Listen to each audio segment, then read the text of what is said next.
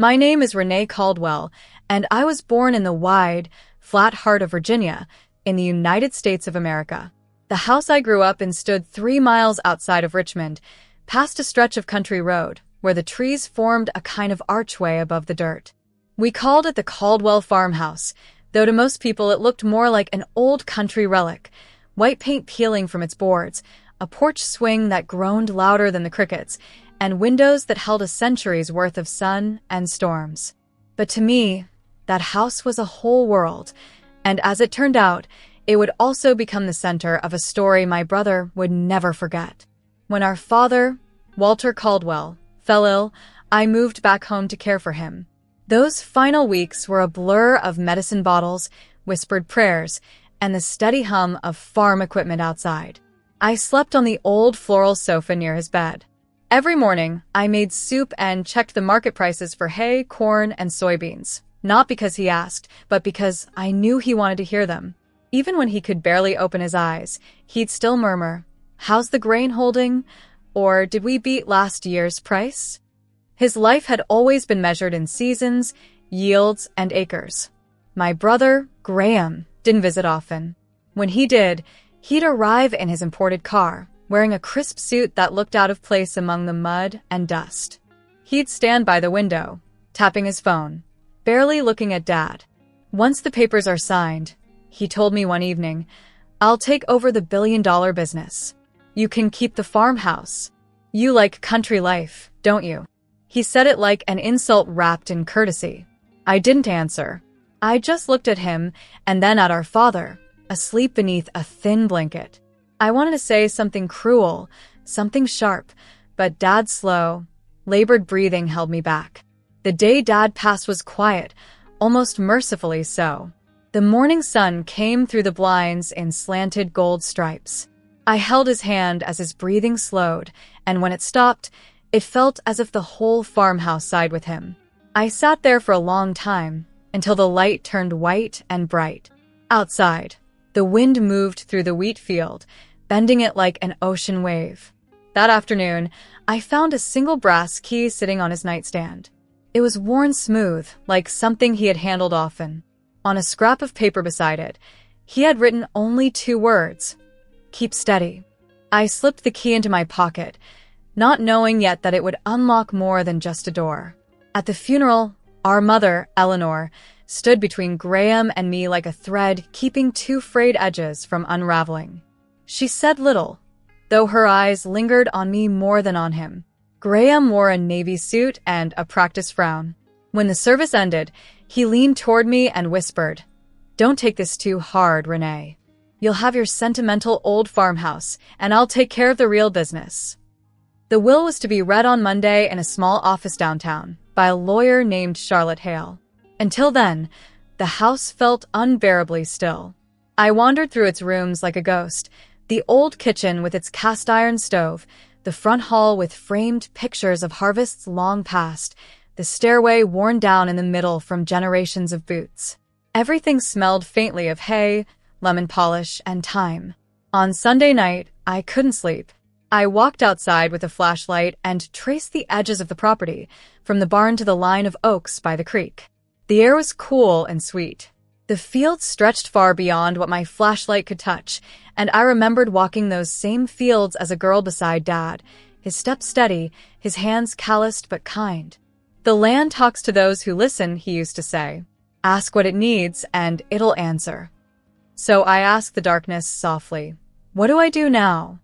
Somewhere in the distance, a gate creaked. A dog barked once. I took that as an answer. When Monday came, Graham and I drove separately to the lawyer's office in downtown Richmond. The place was modest, a single brass plate on the door, a small waiting room with framed certificates on the wall. Charlotte Hale was an older woman with silver hair and calm eyes. She greeted us both and laid out a neat folder on the table. Graham smiled, confident, already imagining his name on glossy business cards. He leaned back in his chair. "Let's get this over with," he said. Charlotte began to read. Her voice was even, professional. "To my daughter, Renee Caldwell, I leave the Caldwell Farmhouse and all associated operations." Graham smirked, whispering under his breath. Perfect. She gets the shack. Charlotte continued. To my son, Graham Caldwell, I leave the subsidiary known as Caldwell Snacks and Goods Incorporated. He straightened. Wait. What about the main company? The billion-dollar enterprise? Charlotte looked at him calmly. Mr. Caldwell, the phrase Farmhouse and Associated Operations refers to the headquarters and assets of Caldwell Fields, LLC, the parent company overseeing all agricultural production, logistics, and export contracts. It is the principal business, including land, equipment, grain storage, and trade agreements in both dollars and pounds with our buyers in Europe. For a long second, Graham just stared. That's not possible. The farmhouse is just the house. Charlotte shook her head. The house is the core of the operation. Your father ran everything from there. It's registered as the business address for all corporate holdings. I sat perfectly still, my hand around the brass key in my pocket. Graham's voice cracked. So, what did I get? Charlotte turned a page. Caldwell Snacks, a smaller, independent company that your father separated years ago. Its total value is approximately $200,000. Modest, but stable. Graham slammed his palm on the table. He tricked me? This can't be. Charlotte folded her hands. Your father was quite clear. He wanted his daughter to have the land that sustains this family, and his son to have the business he believed suited him. I looked at Graham. He was pale, trembling, the self-assured smirk gone. He turned toward me, voice suddenly low. Renee, we can work something out. You can't handle all that yourself. It's too big. I'll take half. I stood, steady as the ground beneath me. You mocked me for staying here. You called this house worthless. You laughed at Dad's life. Now you want half. No, Graham. You take what's yours, and I'll take what's mine. He glared, but I didn't flinch. Charlotte nodded slightly, as if confirming that something right had just happened. When I left the office, the afternoon sun was warm and golden. I drove back to the farmhouse, the road curling like a familiar thought. The fields waited, wide, green, and endless. I parked by the porch, turned the brass key in my fingers, and whispered, I'm home. The door opened easily, as if the house had been expecting me all along. I had thought the reading of the will would be simple, a formality that sealed what we already expected. But when I sat in that small law office on Main Street, the air felt like it could crack. The walls were lined with framed certificates, and the smell of coffee hung in the air. My mother sat quietly beside me, her fingers folded neatly in her lap, while my brother, Graham, leaned back in his chair with his usual swagger. He had that self-satisfied smirk, the kind that told you he already thought he'd won. The lawyer, Charlotte Hale, entered the room wearing a gray suit that looked pressed to perfection. Her hair was silver and tied into a bun, and her eyes were sharp but kind. She greeted us politely, then opened a thick folder stamped with the Caldwell Fields insignia, the same emblem that had once been burned into every crate and truck that left our land. My stomach twisted.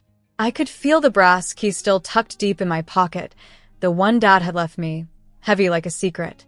Let's make this quick, Graham said with a grin. I've got calls to take about the billion-dollar business. Charlotte gave him a patient smile but said nothing. She took her seat, adjusted her glasses, and cleared her throat. This won't take long, she said.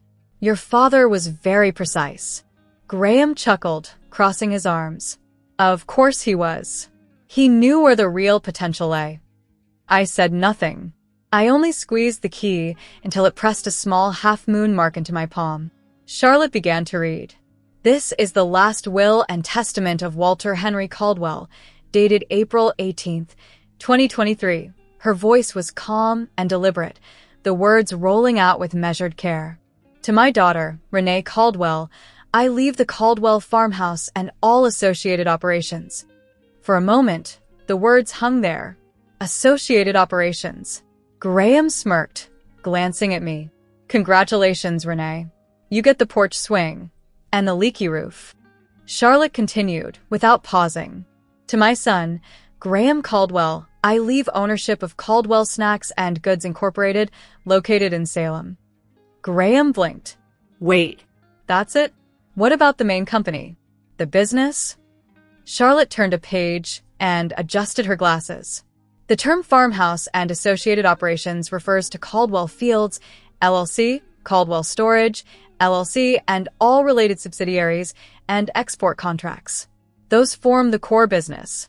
The Farmhouse is the registered headquarters. You, Mr. Caldwell, inherit the subsidiary company, a smaller brand, yes, but independent. The room went dead quiet. Graham leaned forward, confusion flashing across his face. You mean the Farmhouse is part of the company? Charlotte looked him straight in the eye. Not part of it, Mr. Caldwell. It is the company. Every acre, every machine, every warehouse, and distribution line stems from the Farmhouse. The operation clears an annual profit of roughly $46 million. In the coming fiscal year, it's expected to exceed $50 million, with new buyers in Europe already agreeing to contracts in pounds sterling. The Farmhouse, as you called it, is the heart of it all. I sat still, the reality sinking in like sunlight through a window. Graham blinked again, his smirk slipping. No. No, that's wrong. Dad told me the business was mine. He said something about the Karam house. Charlotte raised an eyebrow. I believe you misunderstood. Your father said Farmhouse, not Karam house. The handwriting is clear. Would you like to see the original? Graham's mouth opened and closed. But no, that doesn't make sense. It makes perfect sense, Charlotte said, her tone still even. Your father structured his estate so that his daughter would inherit the land and business that sustain the family. You, Mr. Caldwell, inherit the smaller company, Caldwell Snacks, which focuses on packaged foods. It is profitable, but far from what you seem to imagine. He stared down at the papers, his knuckles turning white. You mean I got chips? Potato chips? Charlotte nodded. Among other things. Popcorn, crackers, pretzel bites. All under the Caldwell Snacks label. Graham's voice rose. That's a side project. A hobby company. You can't expect me to take that while she gets everything else. Charlotte folded her hands. Your father could, and he did. It's all written here. Signed, witnessed, and notarized. I looked at my mother, who hadn't said a word. There was a flicker of something in her eyes. Not surprise, not even satisfaction, but quiet understanding. She must have known. Maybe she'd known all along. Graham slammed his hand on the table, his voice breaking into a shout. He tricked me. He told me I'd take over the business. Charlotte didn't flinch. You're free to challenge it, Mr. Caldwell, but I can assure you, the wording is airtight. He turned toward me then, anger still flashing, but softening with desperation. Renee, we're family. You can't do this. You don't know how to run all that. I'll need at least half. I finally stood up. My hands were steady now. You mocked me for staying here, I said. You laughed at this house, called it worthless, told me to enjoy my sentimental life in the country. Now you want a share of what you threw away.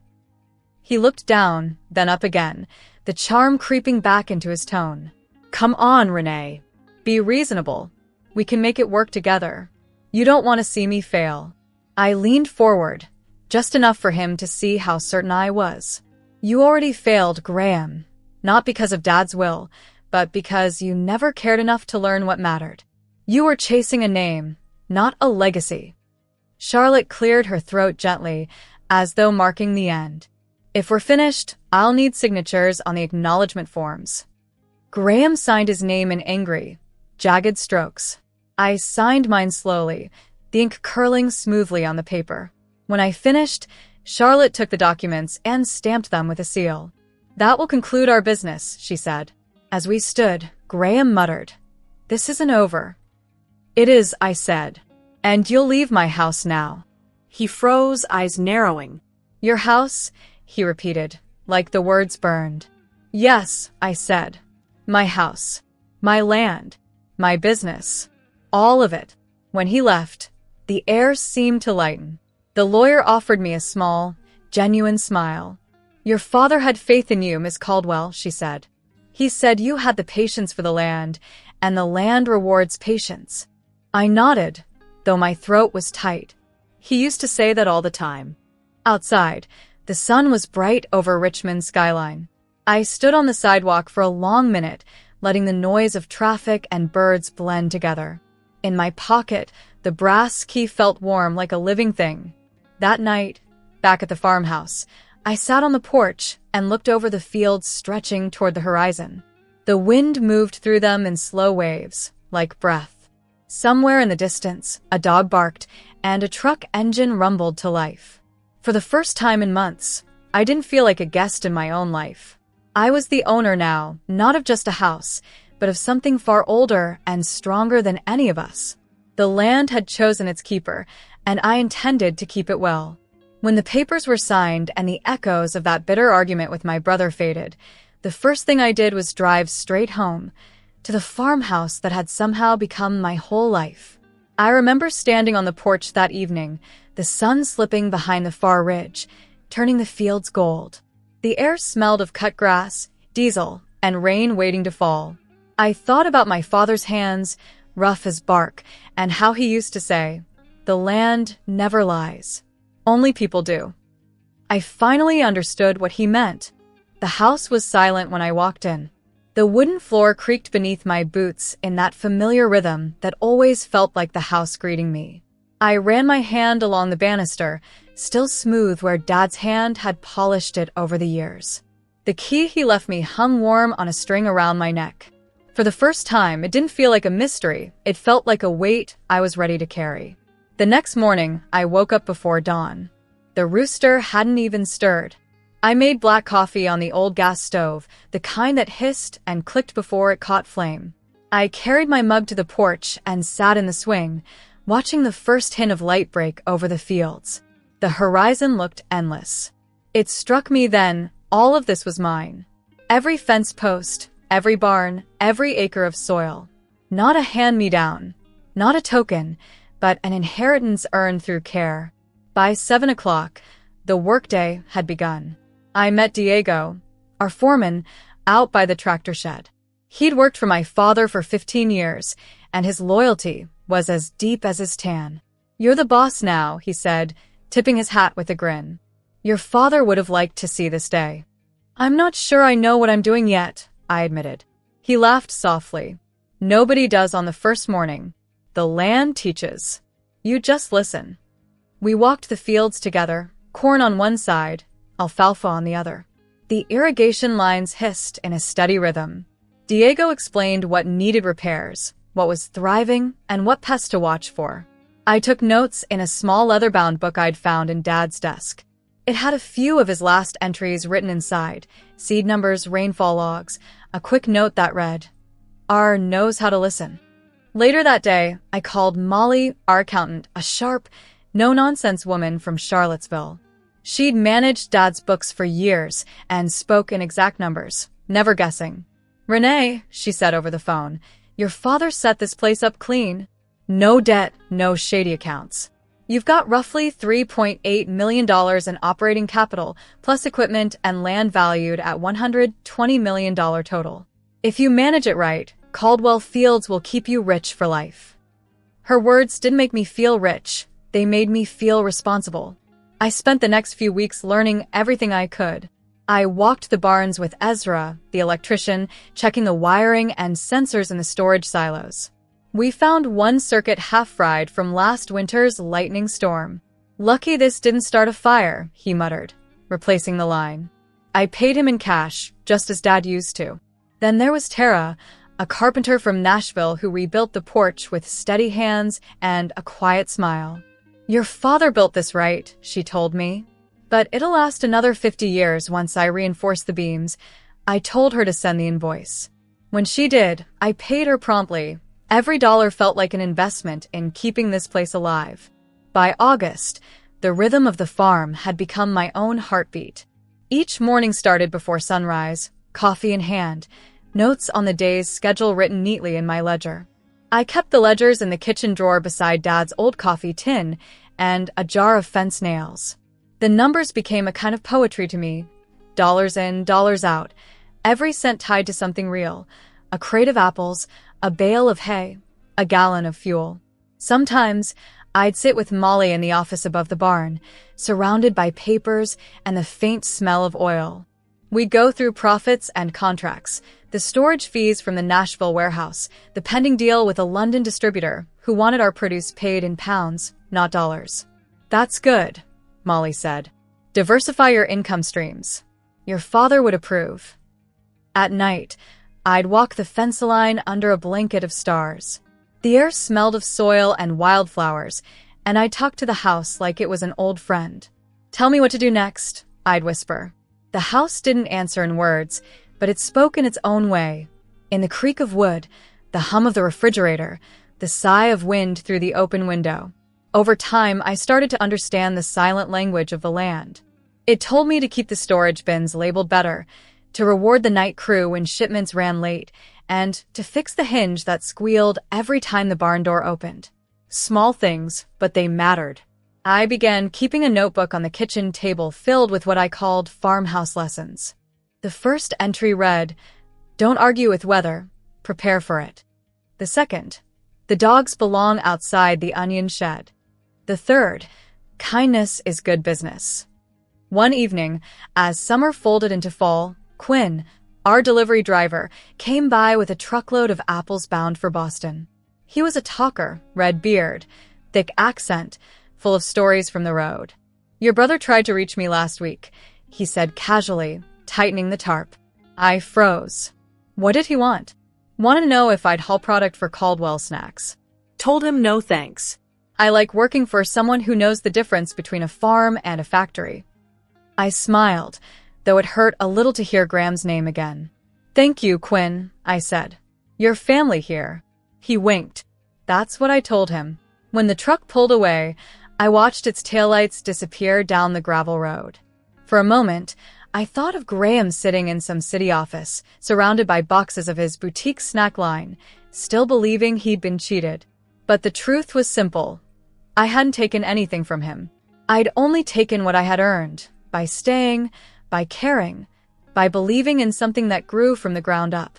The next morning brought fog that clung to the fields like a curtain.